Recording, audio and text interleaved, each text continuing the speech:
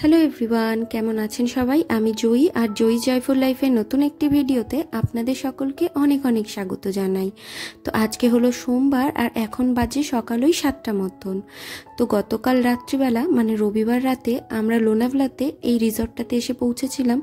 তো দেখুন, এটা তো দেখে বোঝার একদমই উপায় নেই যে এটা কোনো রিসর্ট।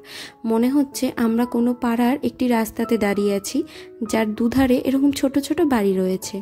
তো এটা হলো আমরা যে রিসর্টে উঠেছিলাম তারই অংশ। আর এই যে এই ছোট ছোট বাড়ির মতন এগুলো হচ্ছে ওদের কটেজ। তো রিসর্টটা খুবই একটা সুন্দর। আর কালকে রাত্রিবেলা যখন এসেছিলাম তখন বেশ বৃষ্টি হচ্ছিল, আর চারিদিকে খুব নিস্তব্ধ ছিল, একটা লোকজন ছিল না, ওই আমরা দুজন আর এই রিসর্টের একজন স্টাফ ছাড়া। তো তখন ভেবেছিলাম যে আমরা বোধহয় একাই আছি এই রিসর্টে, আর হয়তো কেউ নেই। আর বেশ অদ্ভুত গা ছমছমে একটা ব্যাপারও ছিল, জানেন তো। তো যাই হোক, এখন সকালবেলা হওয়াতে দেখছি বেশ কিছু লোকজন আমরা ছাড়াও এই রিসর্টের মধ্যে রয়েছে। তো এখন আমরা বেরিয়ে যাচ্ছি, মানে আমরা এই ব্যাগপত্র গুছিয়ে নিয়ে রিসেপশনের দিকে যাচ্ছি চেক আউট করবো বলে। আজকে আমরা সারাদিন এই লোনাভলা শহরটা ঘুরে নেব, তারপরে সন্ধেবেলা আমাদের ট্রেন আছে লোনাভলা স্টেশন থেকে পুনের উদ্দেশ্যে। তো যত তাড়াতাড়ি আমাদের ঘোরা হয়ে যাবে তত তাড়াতাড়ি আমরা পুনেতে ফিরে যাব। আর এখানে গত দুদিন ধরে বৃষ্টি হচ্ছে বলে এখানকার ওয়েদারও না বেশ ঠান্ডা রয়েছে। তবে শুনেছি লোনাভলা যেহেতু পাহাড়ি এলাকা, মানে পাহাড়ের অনেকটা ওপরে একটি জায়গা হওয়াতে এখানকার ওয়েদার নাকি সবসময় ভালো থাকে।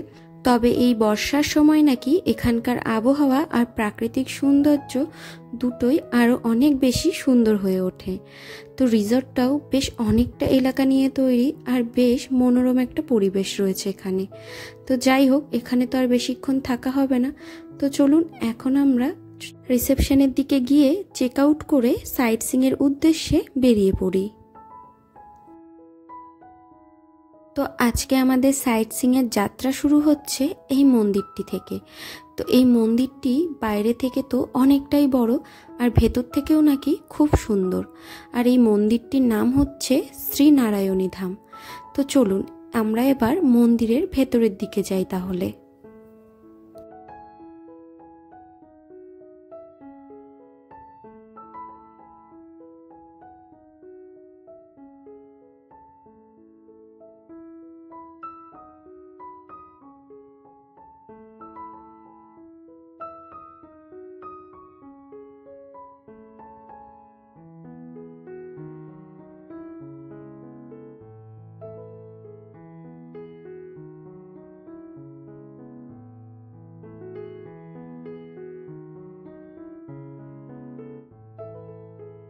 তো সত্যি মন্দিরটা সত্যি খুবই সুন্দর, আর ইনি হলেন শ্রী নারায়ণী দেবী।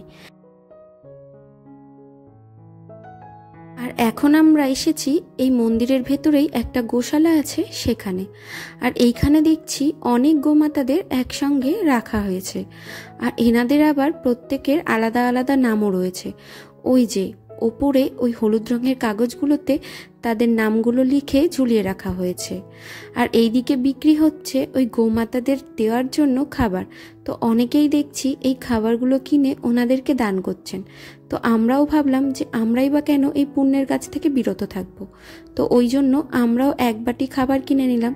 তো প্রথমে অবিনাশ দিয়েছিল, আর তারপরে আমি দিচ্ছি। তো অবিনাশ যাকে দিয়েছিল সে বাটিটা এমনভাবে জোরে টান দিয়েছিল যে অবিনাশের হাত থেকে বাটিটা পড়েই গিয়েছিল। তো বাটিতে অবশিষ্ট যেইটুকু ছিল আমি আবার এই যে এনাকে দিলাম। তো এরা এত জোরে বাটিটা টান দেয় যে বাটিটা ধরে রাখা যায় না। তো আমার একটু একটু বেশ ভয়ও করছিল। তো যাই হোক, সকাল সকাল একটা পুণ্যের কাজ করা গেল। তো এখন আমরা যাচ্ছি অন্য আরেকটি জায়গাতে। আর এই জায়গাটি দেখুন, এত সুন্দর, দেখে চোখ ফেরানো যাচ্ছে না, একদম ছবির মতন সুন্দর, তাই না? তো আসার সময় একবার ওই জায়গাটিতে দাঁড়াবো। আর এখন আমরা যাচ্ছি ওই পাহাড়ের ওপরে দুটো ভিউ পয়েন্ট আছে সেখানে। তো আমরা এখন চলে এসেছি লায়ন্স পয়েন্টের কাছে। আমি যেই দুটো ভিউ পয়েন্টের কথা বলছিলাম তার মধ্যে একটি হলো লায়ন্স পয়েন্ট, আর একটি হলো টাইগার পয়েন্ট। তো টাইগার পয়েন্ট লায়ন্স পয়েন্টের থেকে আরও একটু ওপরে। আর এই দিকে বাইরের অবস্থাটা দেখুন, চারিদিকটা একদম মেঘে ঢেকে গিয়েছে, আর তার সাথে এসে জুটেছে এই বৃষ্টি। তো আমরা টাইগার পয়েন্টের দিকেই এগোচ্ছিলাম। তো সামনের রাস্তার যা অবস্থা, যতই আমরা এগোচ্ছিলাম তত যেন রাস্তাটা আরও বেশি ঝাপসা হয়ে যাচ্ছিল। আর আমাদের যিনি গাড়ির চালক ছিলেন উনি বললেন যে টাইগার পয়েন্ট আর লায়ন্স পয়েন্টের মধ্যে নাকি সেরকম কোনো পার্থক্য নেই, দুটো থেকে নাকি ভিউজ একই আসে। তো আমার তো বেশ ভয় ভয় লাগছিল, আর যেহেতু চারিদিকটা মেঘে ঢেকে রয়েছে সেরকমভাবে দেখারও মনে হয় না কিছু থাকবে, ওই জন্য আমি ওনাকে বললাম যে আমাদের গাড়িটাকে ঘুরিয়ে নিয়ে এই লায়ন্স পয়েন্টে নিয়ে যেতে। তো ওই জন্য উনিও এই যে গাড়ি ঘুরিয়ে নিয়ে এখন আমরা যাচ্ছি এই লায়ন্স পয়েন্টের ভেতরটাতে। তো আমাদের মতো আরও অনেকেই দেখছি টাইগার পয়েন্টে না গিয়ে এই লায়ন্স পয়েন্টেই স্টে করছে। তো চলুন ভেতরে গিয়ে দাঁড়ানো যাক একটু।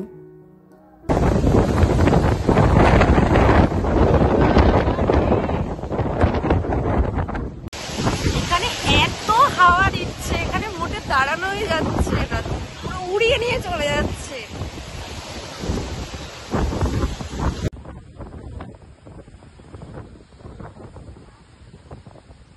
আমরা সেরকমভাবে কিছুই দেখতে পেলাম না, চারিদিকে শুধু মেঘ ছাড়া।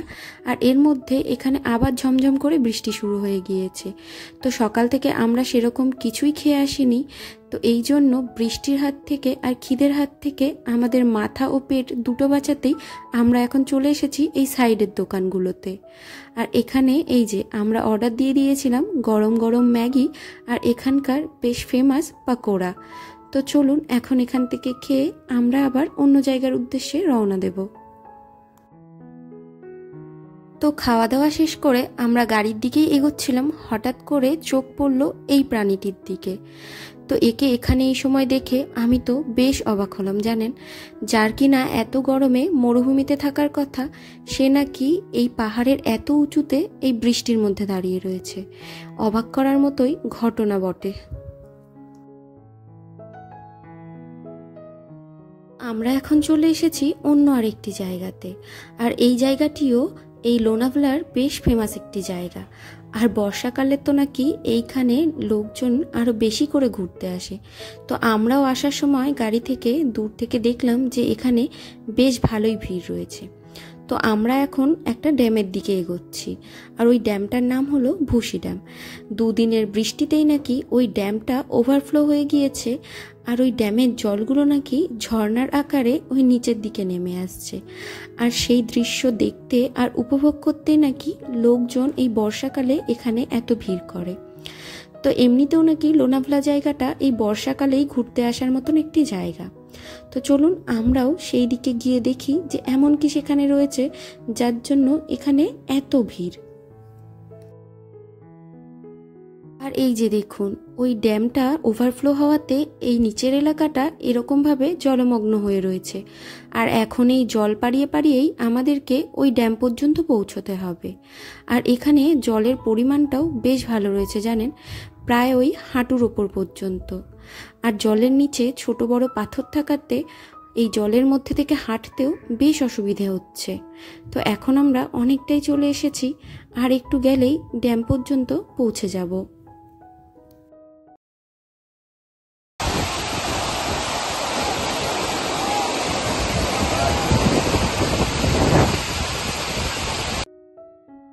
সত্যি জায়গাটা খুবই সুন্দর, আমার তো এখানে এসে বেশ ভালো লাগছে।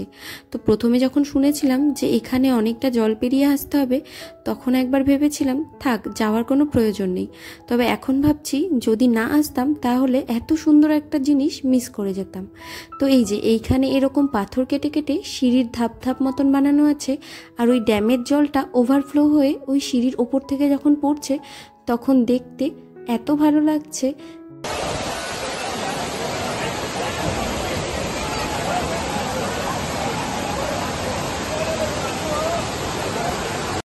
আর এই যে এটা হলো ড্যামটা। তো এখন আমরা ওই বাঁদিকে সিঁড়িগুলো দিয়ে একদম ওপরে চলে এসেছি এই ড্যামটা দেখার জন্য। আর এই ওপর থেকে নিচটা কিরকম দেখতে লাগছে দেখুন একবার।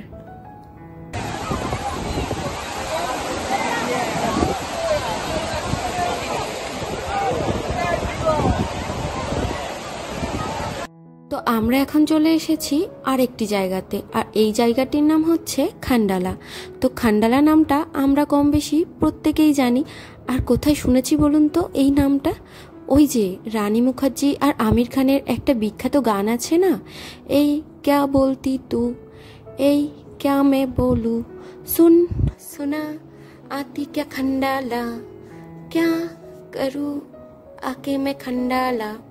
যদিও বা আমার গানের গলাটা খুবই খারাপ, তবু আপনাদেরকে বোঝানোর জন্য এই গানটা করলাম আর কি। তো এখন আমরা যেখানে আছি এটা হলো একটা পার্ক, আর এখানে দেখার মতন বলতে ওই চারিদিকে সবুজে ঘেরা পাহাড় আর ঝর্ণা ছাড়া সেরকম কিছু নেই। আর দূরে ওই যে রাস্তাটা দেখতে পাচ্ছেন নিচের দিকে, ওটা হলো Bombay to Pune national highway. তো সব কিছু মিলিয়ে জায়গাটা বেশ ভালোই সুন্দর। তো চলুন এখান থেকে বেরিয়ে এখন আমরা অন্য জায়গা যাওয়ার উদ্দেশ্যে রওনা দেব।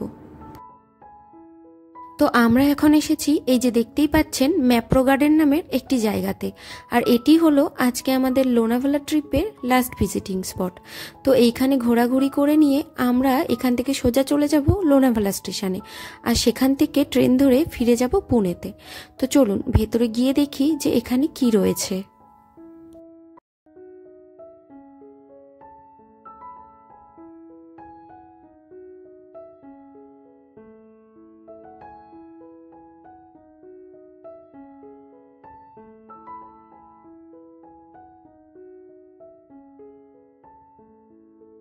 তো এখানে আসলে ওই বিভিন্ন ধরনের ফল দিয়ে তৈরি নানান রকমের জিনিসপত্র বিক্রি হচ্ছে। তখন ওই আসার সময় ডান দিকে যে কাচের ঘরগুলো দেখলাম, ওইখানেই এই জিনিসপত্রগুলো সব তৈরি করা হয়। তো এখানে বিভিন্ন ধরনের ফলের, যেমন এই বাচ্চাদের জন্য এখানে বিভিন্ন ফ্লেভারের ক্যান্ডি বিক্রি হচ্ছে। তো এই যে এই ক্যান্ডি ছাড়াও আরও অনেক কিছুই এখানে রয়েছে। তো আমার তো মনে হয় এই জায়গাটা বড়দের থেকে বাচ্চাদের বেশি ভালো লাগবে। আর এই যে এইদিকে দেখুন, এইদিকে বিভিন্ন ফ্লেভারের শরবত বিক্রি হচ্ছে, আর তার দামও এখানে লেখা রয়েছে। পার বটল এখানে 630 টাকা করে দাম নিচ্ছেন ওনারা। এছাড়াও আরও অনেক ধরনের জিনিসপত্রই এখানে রয়েছে, যেমন রয়েছে কফির বটল, তারপরে বিভিন্ন ধরনের জ্যাম, তারপরে বিভিন্ন ধরনের সস, যেমন পিৎজা সস, টমেটো সস, আরও নানান রকমের জিনিসপত্র এখানে পাওয়া যাচ্ছে। তো এখানে দেখার মতন সেরকম কিছুই নেই, আর এখান থেকেও আমরা কিছু শপিং করলাম না। তো চলুন এখন এখান থেকে বেরিয়ে আমরা স্টেশনের উদ্দেশ্যে রওনা দিই। এখানে ঘুরে আর বেশি সময় নষ্ট না করাই ভালো। তো এখন বাজে বেলা ওই 3:30 মতন, আর আমরা চেন্নাই সেন্ট্রাল এক্সপ্রেসে করে এই সবে মাত্র পুনে স্টেশনে এসে পৌঁছলাম। তো আসলে আমরা যখন লোনাভালা স্টেশনে পৌঁছেছিলাম তখন বেজে গিয়েছিল প্রায় 3টে মতন, আর তখন লোনাভালা থেকে পুনের উদ্দেশ্যে কোনো লোকাল ট্রেন ছিল না। তাই অগত্যা আমরা এই এক্সপ্রেস ট্রেনের দুটো জেনারেল টিকিট কেটে এই জেনারেল বগিতে করে আমরা চলে এসেছি এখন পুনে স্টেশনে। তো যাই হোক, এখন আমরা যাচ্ছি আমাদের হোটেলের দিকে। স্টেশনের খুব কাছেই আমাদের হোটেল বুক করা রয়েছে, আর এখন সেখানে গিয়ে একটু বিশ্রাম নিয়ে তারপরে সন্ধ্যের পরে ইচ্ছে আছে একটু বেরোবো। তো আমার ভিডিওটি আজকে এখানেই শেষ করছি, আর আমরা বিকেলে কোথায় ঘুরতে যাচ্ছি সেটা অবশ্যই আপনাদের সাথে শেয়ার করব, কিন্তু এর পরের ভিডিওটিতে। তাহলে চলুন, সবাই সুস্থ থাকবেন, ভালো থাকবেন, দেখা হচ্ছে তাহলে এর পরবর্তী ভিডিওটিতে।